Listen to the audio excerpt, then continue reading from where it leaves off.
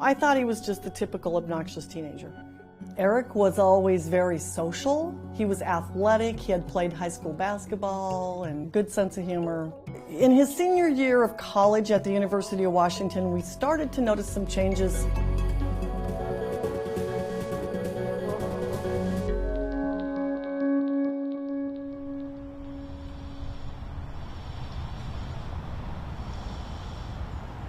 Brenda Gardner remembers her son Eric telling her something was wrong. Eric was in his early 20s when he told his parents he needed brain surgery. Brenda and her husband brought Eric home from college to see a doctor. That's when they first experienced the terrifying symptoms of his mental illness. Spittle coming out his mouth, in my face, screaming at me. His parting shot was, "And if you try to make me see a shrink, you'll never see me again."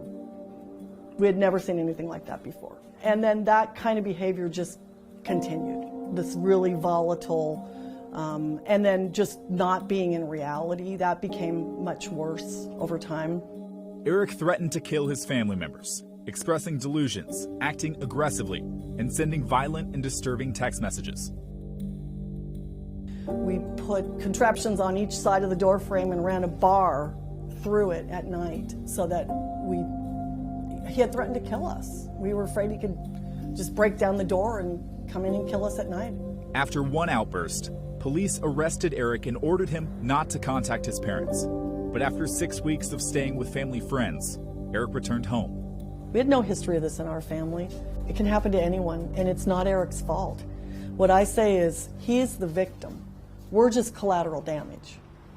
After a suicide scare, mental health evaluators placed Eric on a hospital hold, forcing him to get treatment.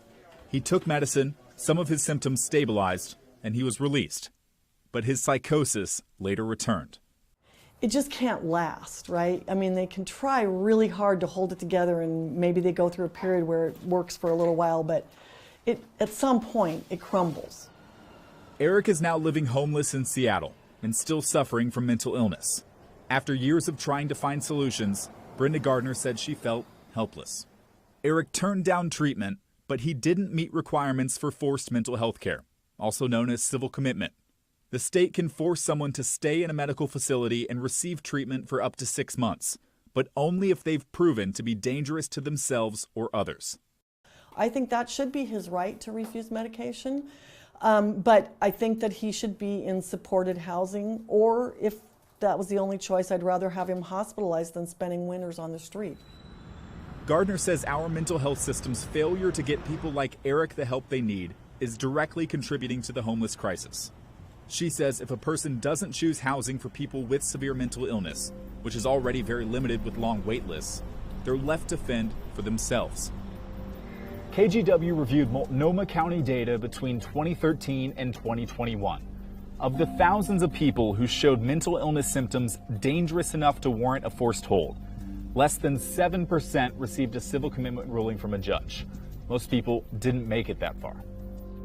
Some of these people agreed to voluntary treatment, exiting the process. Many others, like Eric, were released because they didn't meet state standards, left to take care of themselves.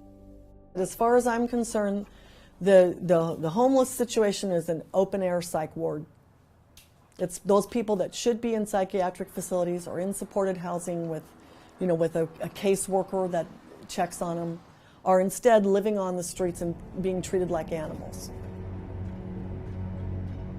But each person's experience with this process is different.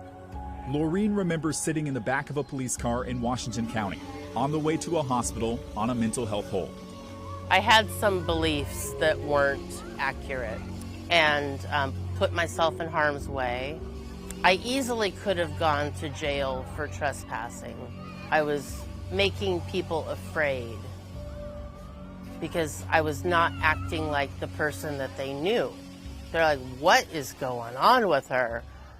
She knew people were concerned about her mental health. Things weren't right, but nobody could figure it out. Except this time she was forced to stay in a hospital as doctors evaluated her mental illness.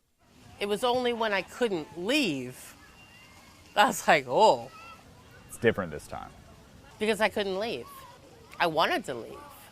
A doctor said Laureen's mental illness was a danger to herself, filing a notice of mental illness. Laureen was diagnosed with bipolar 1 and put on new medication. Then something changed. Laureen says she's fortunate.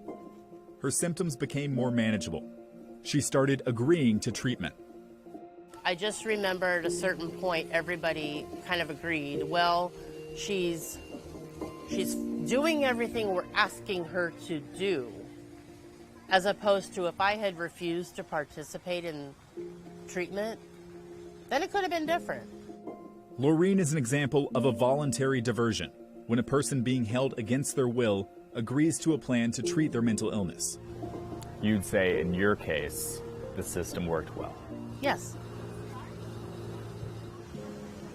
I don't know if I would be alive, and it's hard to know what would have happened if somebody hadn't stepped in. I know my life would be a lot different. Now she works as peer support for other people experiencing the civil commitment process, telling them she's been there, it'll be okay, even if she knows forced treatment doesn't always work out like it did for her. But I do acknowledge that there are people that do slip through the cracks every single day, and that breaks my heart.